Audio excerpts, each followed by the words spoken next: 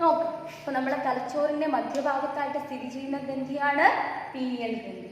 ഇവിടെ ഉൽപ്പാദിപ്പിക്കപ്പെടുന്ന 2 ഹോർമോണുകളാണ് melatonin and serotonin.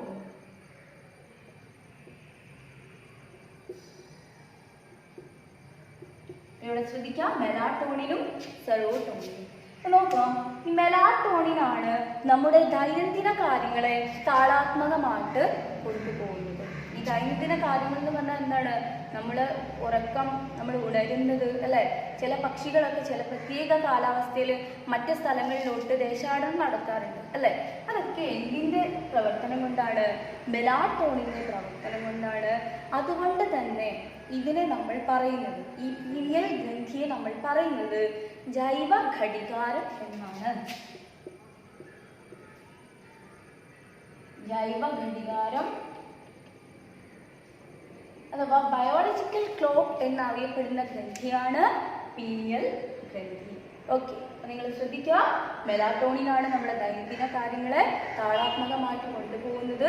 പക്ഷികളുടെ ദേശാടനം, നമ്മളുടെ ഉറങ്ങുന്നത്, ഉണരുന്നത്, പിന്നെ എന്താണ്, ചില പ്രത്യേക കാലഘട്ടങ്ങളിൽ പ്രത്യുൽപാദനം നടത്തുന്ന ജീവികളിലെ ലൈംഗിക പ്രവർത്തനത്തെ നിയന്ത്രിക്കുന്നതും എന്ത് തന്നെയാണ്?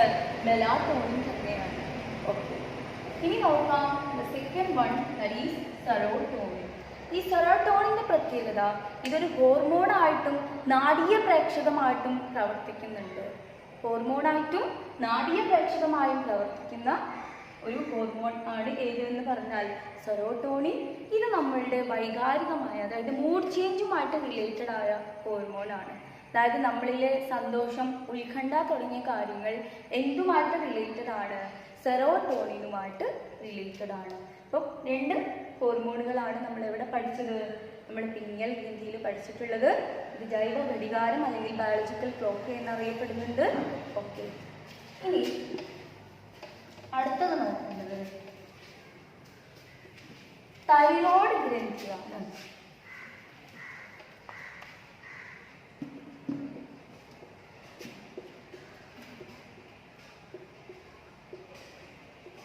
ശ്രദ്ധിക്കുക, നമ്മുടെ കഴുത്തിൽ സ്വനപേടകത്തിന്, ഈ സൗണ്ട് വരുന്ന ഈ സൗണ്ട് ബോക്സിന് തൊട്ട് താഴെയായിട്ട് സ്ഥിതി ചെയ്യുന്ന ബട്ടർഫ്ലൈ ഷേപ്ഡ് ഗ്ലാൻഡ് ആണ്, ഗ്രന്ഥിയാണ് തൈറോയ്ഡ് ഗ്രന്ഥി. ഓക്കെ, നോക്കാം, തൈറോയ്ഡ് ഗ്രന്ഥിയുടെ പ്രത്യേകതകൾ എന്തൊക്കെയാണ്? നമ്മുടെ ശരീരത്തിലെ ഏറ്റവും വലിയ അന്തർസ്രാവി ഗ്രന്ഥിയാണ് തൈറോയ്ഡ് ഗ്രന്ഥി. നമ്മുടെ ശരീരത്തിലെ ഏറ്റവും വലിയ അന്തർസ്രാവി ഗ്രന്ഥിയാണ് ഏത്? തൈറോയ്ഡ് ഗ്രന്ഥി. അതുകൂടാതെ butterfly shaped gland, butterfly shaped gland എന്ന് അറിയപ്പെടുന്നതും ഏത് തന്നെയാണ്? തൈറോയ്ഡ് ഗ്രന്ഥി തന്നെയാണ്. അതുകൂടാതെ ആദാമിന്റെ ആപ്പിൾ എന്നറിയപ്പെടുന്ന ഗ്രന്ഥിയും തൈറോയ്ഡ് ഗ്രന്ഥിയാണ്. ആദാമിന്റെ ആപ്പിൾ എന്നറിയപ്പെടുന്ന ഗ്രന്ഥിയും ഏത് തന്നെയാണ്? തൈറോയ്ഡ് ഗ്രന്ഥിയാണ്. ഓക്കെ, അപ്പോൾ ഈ 3 വിശേഷണങ്ങൾ നമ്മളിപ്പം പറഞ്ഞു. നമ്മുടെ ശരീരത്തിലെ ഏറ്റവും വലിയ അന്തർസ്രാവി ഗ്രന്ഥിയാണ്, അതുകൂടാതെ ബട്ടർഫ്ലൈ ഷേപ്ഡ് ഗ്ലാൻഡ് ആണ്, പിന്നെ എന്താണ്, ആദാമിന്റെ ആപ്പിൾ എന്നറിയപ്പെടുന്നതും തൈറോയ്ഡ് ഗ്രന്ഥിയാണ്. ഓക്കെ, ഇനി ഇത് ഉൽപ്പാദിപ്പിക്കുന്ന 2 ഹോർമോണുകളാണ് തൈറോക്സിൻ ആൻഡ് കാൽസിറ്റോണിൻ. തൈറോക്സിനും കാൽസിറ്റോണിനും. അപ്പോൾ നോക്കാം, ഈ തൈറോക്സിൻ്റെ കുറവ് അല്ലെങ്കിൽ തൈറോക്സിൻ്റെ ഉൽപ്പാദനം കുറയുന്ന അവസ്ഥയ്ക്ക് പറയുന്നതാണ് ഹൈപ്പോതൈറോയിഡിസം.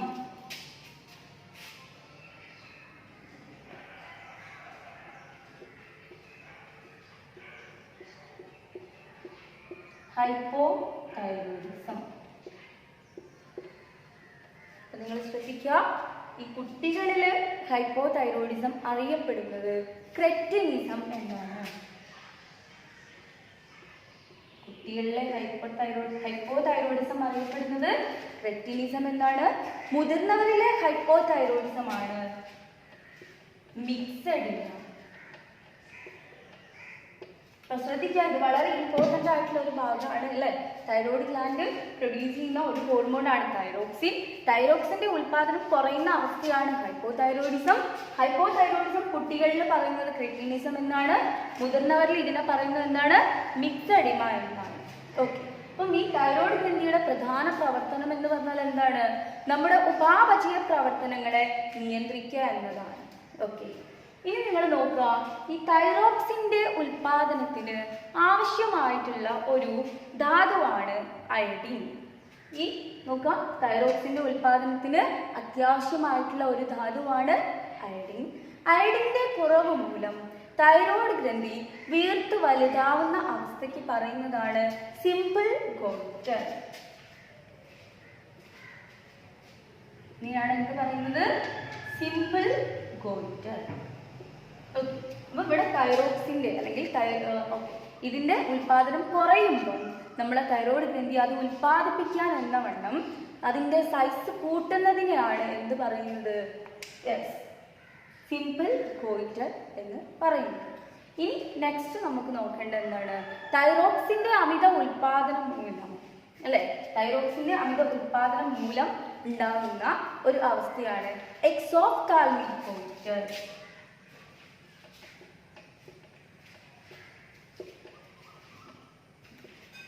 എക്സോപ്താൽമിക് ഗോയിറ്റർ. ശ്രദ്ധിക്കുക, നമ്മൾ എന്തൊക്കെയാണ് ഇവിടെ പറഞ്ഞിട്ടുള്ളത്, തൈറോയ്ഡ് ഗ്രന്ഥി നമ്മുടെ ശരീരത്തിലെ ഏറ്റവും വലിയ ഗ്രന്ഥിയാണ്, ബട്ടർഫ്ലൈ ഷേപ്ഡ് ഗ്രന്ഥിയാണ്, ആദാമിൻ്റെ ആപ്പിൾ എന്നറിയപ്പെടുന്നത് തൈറോയ്ഡ് ഗ്രന്ഥിയാണ്. ഇനി അവിടെ പ്രൊഡ്യൂസ് ചെയ്യുന്ന രണ്ട് ഹോർമോണുകൾ തൈറോക്സിൻ ആൻഡ് കാൽസിറ്റോണിൻ. തൈറോക്സിൻ്റെ ഉൽപ്പാദനം കുറയുന്ന അവസ്ഥയാണ് ഹൈപ്പോതൈറോയിഡിസം. ഇത് കുട്ടികളിലെ ക്രെറ്റിനിസം എന്നും മുതിർന്നവരിൽ മിക്സഡ് എഡിമ എന്നും അറിയപ്പെടുന്നുണ്ട്. പിന്നെ നമ്മൾ പറഞ്ഞു എന്താണ്, തൈറോക്സിൻ്റെ ഉൽപ്പാദനം കുറഞ്ഞിട്ടുണ്ടാവുന്ന അല്ലേ, തൈറോയ്ഡ് ഗ്ലാൻഡ് വലുതാവുന്ന അവസ്ഥയാണ് സിമ്പിൾ ഗോയിറ്റർ. അതിൻ്റെ ഉൽപ്പാദനം കൂടുന്ന അവസ്ഥയാണ് അല്ലേ, കൂടിയിട്ടുണ്ടാവുന്ന ഒരു രോഗാവസ്ഥയാണ് എക്സോപ്താൽമിക് ഗോയിറ്റർ എന്ന് പറയുന്നത്. ഓക്കെ, ഇനി നോക്കാം നമുക്ക് കാൽസിറ്റോണിൻ. ഈ കാൽസിറ്റോണിൻ്റെ പ്രത്യേകത എന്ന് പറഞ്ഞാൽ നമ്മുടെ രക്തത്തിലെ കാൽസ്യത്തിൻ്റെ അളവ് കൂടാതെ നോക്കുന്ന ഹോർമോണാണ് കാൽസിറ്റോണിൻ. നമ്മുടെ രക്തത്തിലെ കാൽസ്യത്തിൻ്റെ അളവ് 10 to 12 മില്ലിഗ്രാം പെർ 100 ml. 10 തൊട്ട് 12 mg വരെയാണ് 100 ml. ഇതാണ് നോർമലായിട്ട് കാണുന്ന കാൽസ്യത്തിൻ്റെ അളവ്. അപ്പോൾ ഇതിൽ കൂടാതെ നോക്കുന്ന ഹോർമോണാണ് കാൽസിറ്റോണിൻ എന്ന് പറയുന്നത്. ഓക്കെ, അപ്പോൾ ഇത്രയുമാണ് നമുക്ക് തൈറോയ്ഡ് ഗ്രന്ഥിയെക്കുറിച്ച് പറയാനുള്ളത്. ഇനി അടുത്ത ഗ്രന്ഥിയാണ്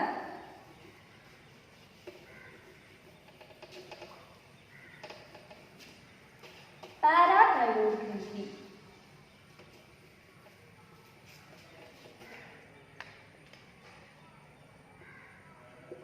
പാരാതൈറോയ്ഡ് ഗ്രന്ഥി ശ്രദ്ധിക്കുക, ഇത് എന്താണ്, നമ്മുടെ തൈറോയ്ഡ് ഗ്ലാൻഡിൻ്റെ പിറകിലായിട്ടാണ് ഇത് കാണപ്പെടുന്നത്. അപ്പോൾ പാരാതൈറോയ്ഡ് ഗ്രന്ഥി എന്ന് പറയുമ്പോൾ തന്നെ തൈറോയ്ഡ് ഗ്രന്ഥിയുടെ ഓപ്പോസിറ്റ് ആയിട്ടുള്ള പ്രവർത്തനമാണ് എവിടെ നടക്കുന്നത്, പാരാതൈറോയ്ഡ് ഗ്രന്ഥിയിൽ നടക്കുന്നത്. ഇവിടെ പ്രൊഡ്യൂസ് ചെയ്യുന്ന ഹോർമോണാണ് പാരാതെർമോൺ.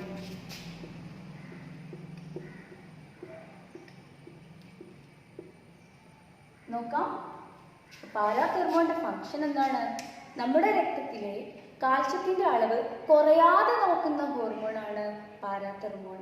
നേരത്തെ നമ്മൾ തൈറോയ്ഡ് ഗ്ലാൻഡിൽ കാൽസിറ്റോണിൻ പഠിച്ചിരുന്നു അല്ലേ, അത് കാൽസ്യത്തിന്റെ അളവ് കൂടാതെ നോക്കുകയാണെങ്കിൽ ഇവിടെ പാരാതെർമോൺ ചെയ്യുന്നത് എന്താണ്, കാൽസ്യത്തിന്റെ അളവ് കുറയാതെ നോക്കുന്നതാണ് പാരാതെർമോണിന്റെ ഫംഗ്ഷൻ. ഓക്കെ, ഈ പാരാതെർമോണിന്റെ അളവ് കുറയുന്നത് മൂലം ഉണ്ടാകുന്ന ഒരു അവസ്ഥയാണ് ടെക്റ്റൈൻ.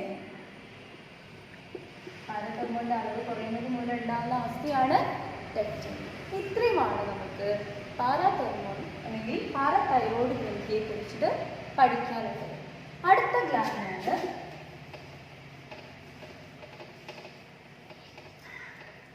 തൈമസ് ഗ്ലാൻഡ് അഥവാ തൈമസ് ഗ്രന്ഥി. ഇവിടെ ശ്രദ്ധിക്കുക, ഇത് വളരെ പ്രത്യേകതയുള്ള ഒരു ഗ്ലാൻഡാണ് അല്ലേ.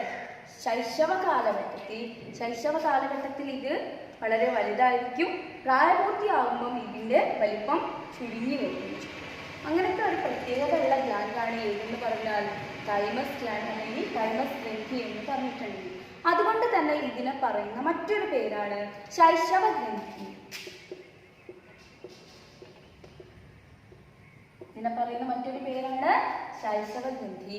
ഇവിടെ നിന്ന് പ്രൊഡ്യൂസ് ചെയ്യുന്ന ഹോർമോൺ ആണ് തൈമോസിൻ.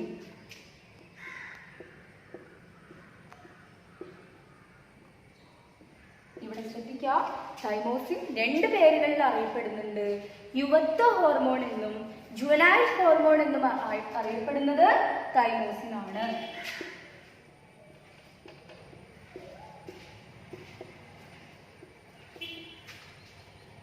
യുവത്വ ഹോർമോൺ എന്നും ജുവനൈൽ ഹോർമോൺ എന്നും അറിയപ്പെടുന്നത് എന്താണ്? തൈമോസിൻ ആണ്.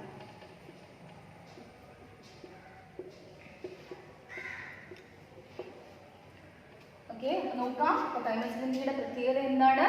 അത് ശൈശവ കാലഘട്ടത്തിൽ വലുതായിരിക്കും, പ്രായപൂർത്തിയാകുമ്പോൾ ചുരുങ്ങി വരും. അതുകൊണ്ട് തന്നെ ഇതിനെ പറയുന്ന മറ്റൊരു പേരാണ് ശൈശവ ഗ്രന്ഥി. ഇനി ഇത് ഉൽപ്പാദിപ്പിക്കുന്ന ഹോർമോൺ ആണ് തൈമോസിൻ. ഇതിനെ പറയുന്ന രണ്ട് പേരുകളാണ് യുവത്വ ഹോർമോൺ അല്ലെങ്കിൽ ജുവനൈൽ ഹോർമോൺ. ഇനി ഈ തൈമസ് ഗ്ലാൻഡിന്റെ വേറൊരു പ്രത്യേകത എന്താണെന്ന് വെച്ചാൽ ഇവിടെ വെച്ചിട്ടാണ് ടി ലിംഫോസൈറ്റുകളുടെ രൂപീകരണം നടക്കുന്നത്.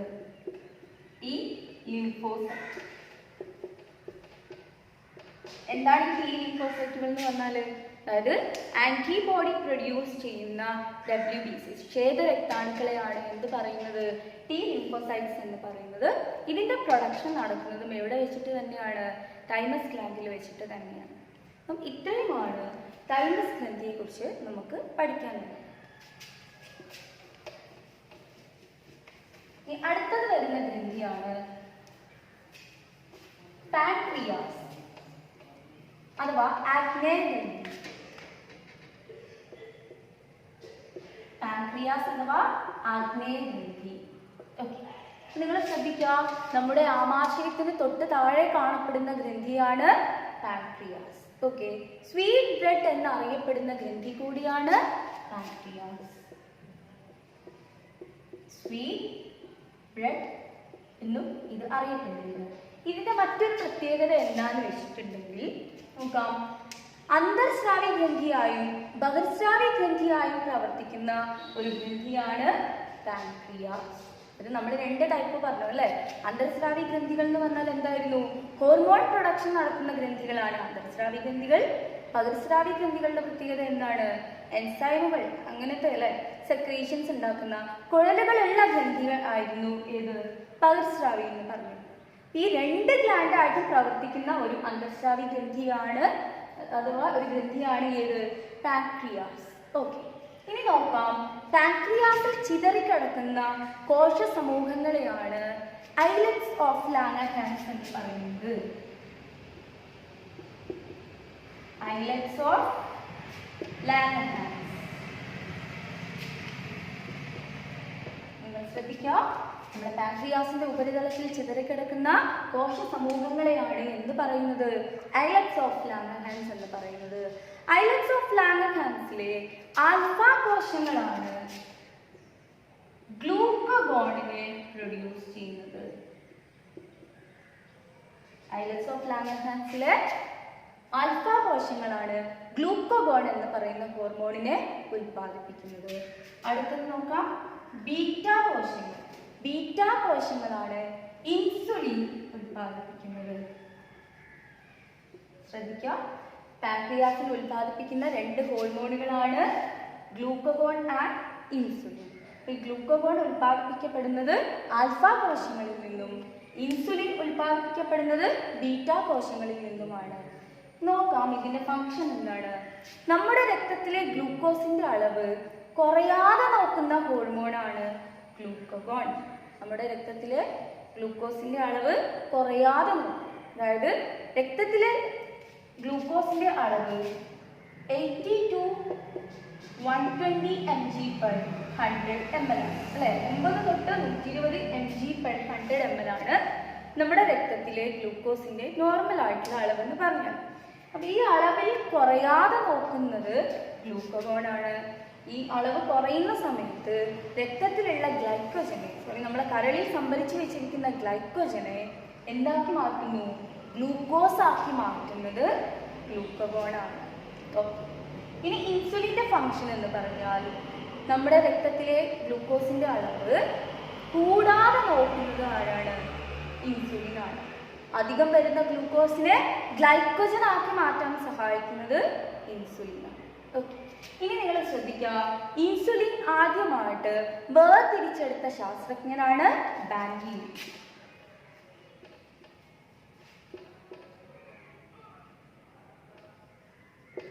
ഇൻസുലിൻ വേർതിരിച്ചെടുത്ത ശാസ്ത്രജ്ഞനാണ് ബാൻഗി.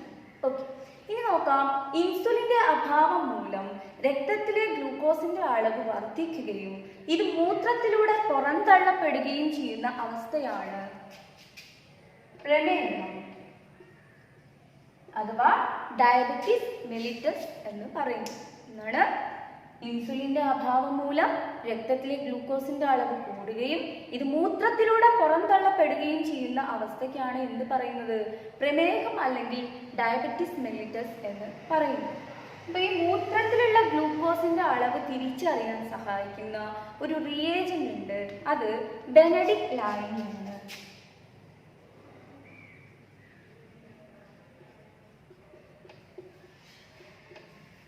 Benedict line. ഓക്കെ.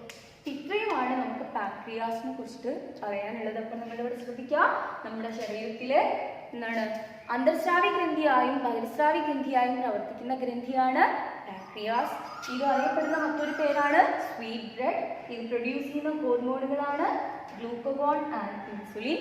ഗ്ലൂക്കഗോൺ ഉണ്ടാവുന്നത് അല്ലെ ഐലറ്റ്സ് ഓഫ് ലാംഗർഹാൻസ് എന്ന് പറയുന്ന ചിതറിക്കിടക്കുന്ന കോശ സമൂഹങ്ങളിലെ ആൽഫ കോശങ്ങളാണ് ഗ്ലൂക്കഗോൺ പ്രൊഡ്യൂസ് ചെയ്യുന്നത്. ബീറ്റ കോശങ്ങളാണ് ഇൻസുലിൻ പ്രൊഡ്യൂസ് ചെയ്യുന്നത്. ഓക്കെ. നോർമൽ ഗ്ലൂക്കോസ് ലെവൽ എത്രയാണ്? 80 to 120 mg/100 ml ആണ്. ഓക്കെ. പിന്നെ നമ്മൾ പറഞ്ഞത് എന്താണ്? ഇൻസുലിൻ്റെ അഭാവം മൂലം ഉണ്ടാകുന്ന അവസ്ഥയാണ് പ്രമേഹം. ഈ മൂത്രത്തിൽ നമ്മൾ ഈ ഗ്ലൂക്കോസിൻ്റെ അളവ് തിരിച്ചറിയാൻ ഉപയോഗിക്കുന്ന റിയേജൻ്റ് ആണ് ബെനഡിക്ട് ലൈൻ. ഓക്കെ. ഇനി ലാസ്റ്റ് വൺ എന്ന് പറയുന്നത്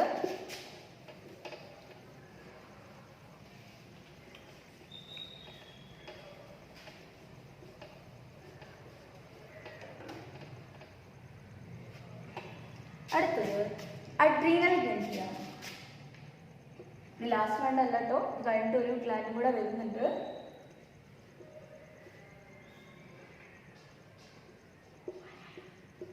അഡ്രീനൽ ഗ്രന്ഥി. അപ്പൊ അവിടെ ശ്രദ്ധിക്കുക, വൃക്കയ്ക്ക് തൊട്ടു മുകളിൽ തൊപ്പി പോലെ കാണപ്പെടുന്ന ഗ്രന്ഥിയാണ് അഡ്രീനൽ ഗ്രന്ഥി. ഓക്കെ. അപ്പൊ നോക്കാം, വൃക്കയുടെ തൊട്ടു മുകളിലായിട്ട് തൊപ്പി പോലെയാണ് അഡ്രീനൽ ഗ്രന്ഥി കാണപ്പെടുന്നത്. 3F ഗ്രന്ഥി എന്നും 4S ഗ്രന്ഥി എന്നും അറിയപ്പെടുന്നത് അഡ്രീനൽ ഗ്രന്ഥിയാണ്. 3F എന്ന് പറഞ്ഞാൽ എന്താണ്? ഫിയർ, ഫൈറ്റ്, ഫ്ലൈറ്റ് ഹോർമോൺ ആണ് അല്ലെ. അതായത് നമ്മളെ ഭയം പോലെയുള്ള അങ്ങനത്തെ സിറ്റുവേഷനൊക്കെ നേരിടാൻ നമ്മളെ സഹായിക്കുന്ന ഒരു ഹോർമോൺ ഇവിടെ നിന്ന് പ്രൊഡ്യൂസ് ചെയ്യുന്നുണ്ട്. അതുകൊണ്ട് തന്നെ ഈ ഗ്രന്ഥി എന്ത് പറയുന്നുണ്ട്?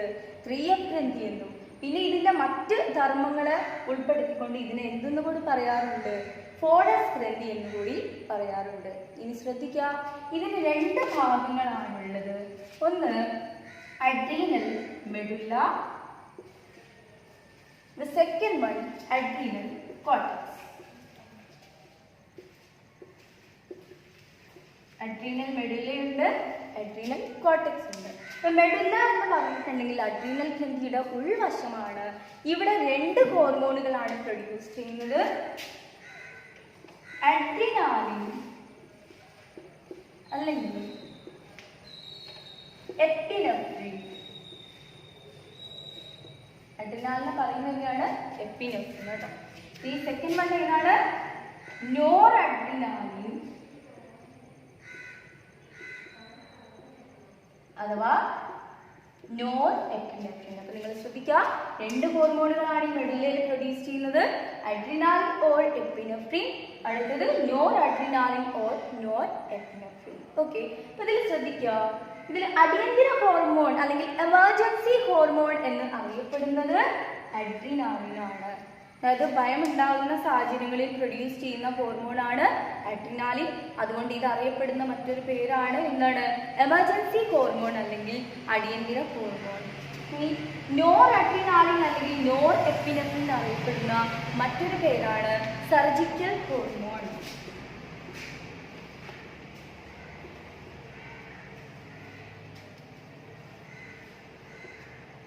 Surgical hormone. ഇത് സർജിക്കൽ ഹോർമോൺ എന്നറിയപ്പെടാൻ കാരണം സർജറിക്ക് ശേഷം നമ്മളുടെ BP നോർമൽ ലെവലിലേക്ക് കൊണ്ടുവരാൻ സഹായിക്കുന്നത് ഈ നോർ എപ്പിനെഫ്രിൻ അല്ലെങ്കിൽ നോർ അഡ്രിനാലിൻ ആണ്. ഓക്കെ, അപ്പോൾ ഇതിൻ്റെ രണ്ടിൻ്റെയും ഇമ്പോർട്ടൻസ് നിങ്ങൾക്ക് മനസ്സിലായി എന്ന് വിചാരിക്കുന്നു. ഇനി നമ്മൾ പറയാൻ പോകുന്നത് അഡ്രീനൽ കോർട്ടെക്സിൽ ഉൽപ്പാദിപ്പിക്കുന്ന ഹോർമോണുകളാണ്.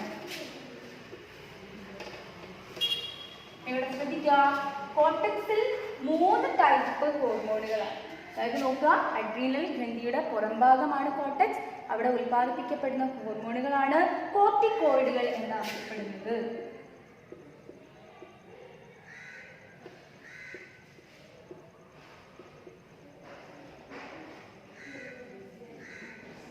ശ്രദ്ധിക്കുക, 3 ടൈപ്പ് കോർട്ടിക്കോയിഡുകളാണ് ഈ കോർട്ടെക്സിൽ പ്രൊഡ്യൂസ് ചെയ്യുന്നത്.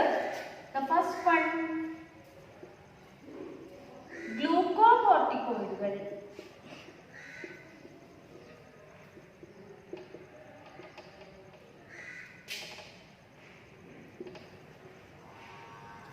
Then second one mineral corticoids.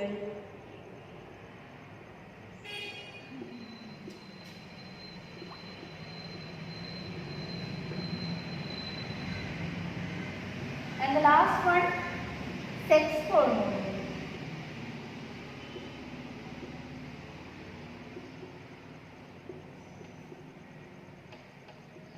Okay, അപ്പോൾ നിങ്ങൾ ശ്രദ്ധിക്കുക, അഡ്രീനൽ ഗ്രന്ഥിയുടെ പുറംഭാഗമാണ് കോർട്ടെക്സ് എന്ന് പറയുന്നത്. അവിടെ ഉൽപ്പാദിപ്പിക്കപ്പെടുന്ന ഹോർമോണുകളാണ് കോർട്ടിക്കോയിഡുകൾ. 3 ടൈപ്പ് ഉണ്ട്: ഗ്ലൂക്കോകോർട്ടിക്കോയിഡുകൾ, മിനറൽ കോർട്ടിക്കോയിഡുകൾ, ലാസ്റ്റ് വൺ സെക്സ് ഹോർമോണുകൾ. നിങ്ങൾ ശ്രദ്ധിക്കുക, ഈ ഗ്ലൂക്കോകോർട്ടിക്കോയിഡുകൾ എന്ന് പറഞ്ഞാൽ മാംസ്യം, കൊഴുപ്പ് എന്നിവയിൽ നിന്ന് ഗ്ലൂക്കോസ് ഉൽപ്പാദിപ്പിക്കാൻ സഹായിക്കുന്നവയാണ്. എന്താണ്? മാംസ്യം, കൊഴുപ്പ് എന്നിവയിൽ നിന്ന് ഗ്ലൂക്കോസ് നിർമ്മാണം സാധ്യമാക്കുന്നവയാണ് ഗ്ലൂക്കോകോർട്ടിക്കോയിഡുകൾ.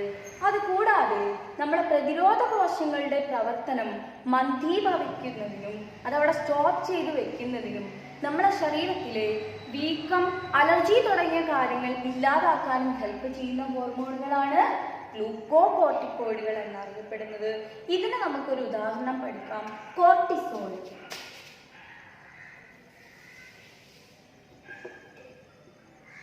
കോർട്ടിസോൾ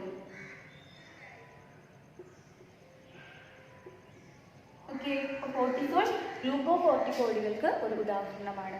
ഇനി നിങ്ങൾ ശ്രദ്ധിക്കുക, കോർട്ടിസോളിന്റെ ഉൽപാദനം കുറയുന്ന അവസ്ഥയാണ് അഡിസൺസ് രോഗം.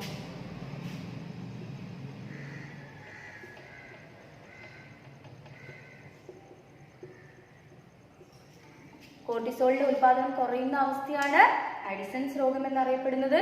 ഇതിന്റെ ഉൽപാദനം കൂടുന്ന അവസ്ഥയാണ് കുഷ്യൻ സിൻഡ്രോം എന്ന് അറിയപ്പെടുന്നത്. കുഷ്യൻസ് അല്ല, കുഷിൻ സിൻഡ്രോം. കുഷിൻ സിൻഡ്രോം എന്നറിയപ്പെടുന്നത്. ശ്രദ്ധിക്കുക, കോർട്ടിസോളിന്റെ ഉൽപാദനം കുറയുന്ന അവസ്ഥയാണ് അഡിസൺസ് രോഗം, കൂടുന്ന അവസ്ഥയ്ക്കാണ് കുഷിൻ സിൻഡ്രോം എന്ന് പറയുന്നത്. ഇനി അടുത്തത് നമുക്ക് പറയാനുള്ളത് എന്താണ്? മിനറൽ കോർട്ടിക്കോയിഡുകളാണ്. എന്താ ഇതിന്റെ ഫംഗ്ഷൻ എന്ന് ചോദിച്ചാൽ ലവണജല സന്തുലനത്തിന് സഹായിക്കും, അല്ലെ? നമ്മുടെ ശരീരത്തിലെ ലവണജല സന്തുലനത്തിന് സഹായിക്കുന്ന ഹോർമോണുകളാണ് മിനറൽ കോർട്ടിക്കോയിഡുകൾ എന്ന് പറയുന്നത്. ഇതിന് ഒരു ഉദാഹരണമാണ് ആൽഡോസ്റ്റിറോൺ.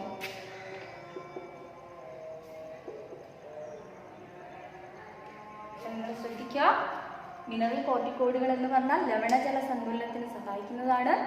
അതായത് നമ്മുടെ രക്തത്തിലെ സോഡിയം അയണുകളുടെ നഷ്ടം നിയന്ത്രിക്കുന്നതും ആര് തന്നെയാണ്? മിനറൽ കോർട്ടിക്കോയിഡുകളാണ്. ഒരു ഉദാഹരണമാണ് നമ്മൾ പഠിച്ചിട്ടുള്ള ആൽഡോസ്റ്റിറോൺ. അപ്പം നിങ്ങൾ നോക്കുക, ഈ ആൽഡോസ്റ്റിറോണിന്റെ അമിത ഉൽപാദനം മൂലം വരുന്ന ഒരു അവസ്ഥയാണ് cons syndrome. Cons syndrome.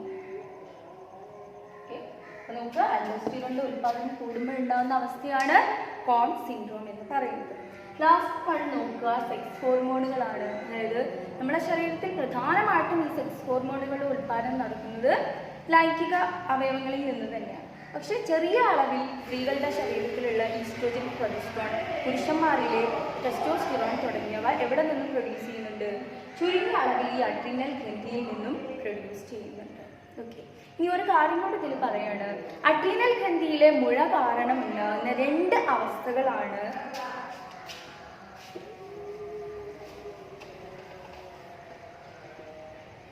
വിറുലിസം and gynaecomastia. Virilism and gynaecomastia. ശ്രദ്ധിക്കുക, വിറുലിസം എന്ന് പറഞ്ഞാൽ സ്ത്രീകളിൽ പുരുഷ സ്വഭാവം പ്രകടമാകുന്നതിനെയാണ് എന്ത് പറയുക?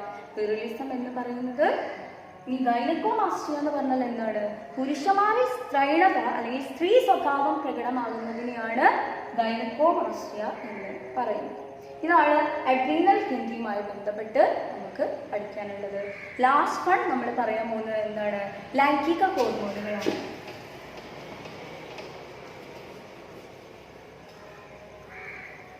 അപ്പോൾ നിങ്ങൾ ശ്രദ്ധിക്കുക, ലൈംഗിക ഹോർമോണുകളിൽ പുരുഷന്മാരിൽ ഉൽപ്പാദിപ്പിക്കപ്പെടുന്നത് വൃഷണങ്ങളിൽ വെച്ചാണ്, സ്ത്രീകളിൽ അണ്ഡാശയത്തിൽ വെച്ചിട്ടാണ്. ശ്രദ്ധിക്കുക, അപ്പോൾ വൃഷണത്തിൽ വെച്ച് ഉൽപ്പാദിപ്പിക്കപ്പെടുന്ന പുരുഷ ഹോർമോണാണ് ടെസ്റ്റോസ്റ്റിറോൺ.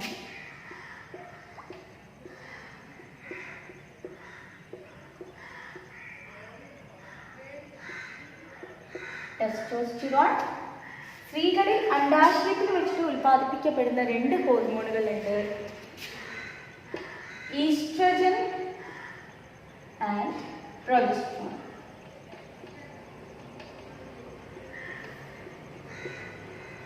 ശ്രദ്ധിക്കുക, ഈസ്ട്രോജൻ ആൻഡ് പ്രൊജസ്ട്രോൺ. നോക്ക് നിങ്ങൾ, പുരുഷന്മാരിൽ വൃഷണങ്ങളിൽ വെച്ചിട്ട് ടെസ്റ്റോസ്റ്റിറോൺ എന്ന് പറയുന്ന സെക്സ് ഹോർമോൺ ഉണ്ടാകുന്നു. ഇതാണ് പുരുഷന്മാരിലെ ദ്വിതീയ ലൈംഗിക സ്വഭാവത്തിനും ബീജോത്പാദനത്തിനും സഹായിക്കുന്നത്. ഓക്കെ, അപ്പം പുരുഷന്മാരിൽ ദ്വിതീയ ലൈംഗിക സ്വഭാവം അഥവാ ബീജോത്പാദനം ഉണ്ടാകുന്നത് ടെസ്റ്റോസ്റ്റിറോണിന്റെ ഫംഗ്ഷൻ കൊണ്ടാണ്. ഓക്കെ, ഇനി സ്ത്രീകളിൽ അണ്ഡാശയത്തിൽ വെച്ചിട്ട് പ്രൊഡ്യൂസ് ചെയ്യുന്ന ഈസ്ട്രോജനും ഉണ്ട്, പ്രൊജസ്ട്രോണും ഉണ്ട്. നോക്കാം, ഈസ്ട്രോജൻ ആണ് ദ്വിതീയ ലൈംഗിക സ്വഭാവങ്ങളെ നിയന്ത്രിക്കുന്നത്, അല്ലെ? സ്ത്രീകളിൽ ഉണ്ടാവുന്ന ദ്വിതീയ ലൈംഗിക സ്വഭാവങ്ങൾക്കും പിന്നെ അവരിലുള്ള ആർത്തവ ചക്രത്തിന്റെ ക്രമീകരണത്തിനൊക്കെ സഹായിക്കുന്നത് ഈസ്ട്രോജൻ ആണ്. ഓക്കെ, ഇനി last one that is progesterone. ഈ പ്രൊജസ്ട്രോൺ എന്ന് പറഞ്ഞാൽ സ്ത്രീകളിലെ പ്രഗ്നൻസി മെയിൻ്റനൻസ്, അല്ലെ? അതായത് പ്രഗ്നൻസി മെയിൻ്റനൻസിന് അത്യാവശ്യമായിട്ടുള്ള ഹോർമോണാണ് പ്രൊജസ്ട്രോൺ. അതുകൊണ്ട് ഇത് മറ്റൊരു പേരിലും അറിയപ്പെടുന്നുണ്ട്, പ്രഗ്നൻസി മെയിൻ്റനൻസ് ഹോർമോൺ പേരിലും ഇത് അറിയപ്പെടുന്നുണ്ട്. ഓക്കെ, അപ്പോൾ ഇത്രയുമാണ് എന്താണ് നമ്മുടെ ലൈംഗിക ഹോർമോൺ. അപ്പോൾ നമുക്ക് എക്സാമിലേക്ക് വേണ്ട, അതായത് PSC പരീക്ഷയിലേക്ക് വേണ്ട അത്യാവശ്യം വേണ്ട ഹോർമോണുകളാണ് നമ്മൾ ഈ ക്ലാസ്സിൽ ഡിസ്കസ് ചെയ്തിരിക്കുന്നത്. നിങ്ങൾക്ക് വേണ്ട ടോപ്പിക് ഏതായാലും കമൻറ്റ് ബോക്സിൽ നിങ്ങൾക്ക് ചോദിക്കാവുന്നതാണ്. ഇത്രയും കാര്യങ്ങൾ നിങ്ങൾക്ക് മനസ്സിലായെന്ന് വിചാരിക്കുന്നു. Okay, thank you.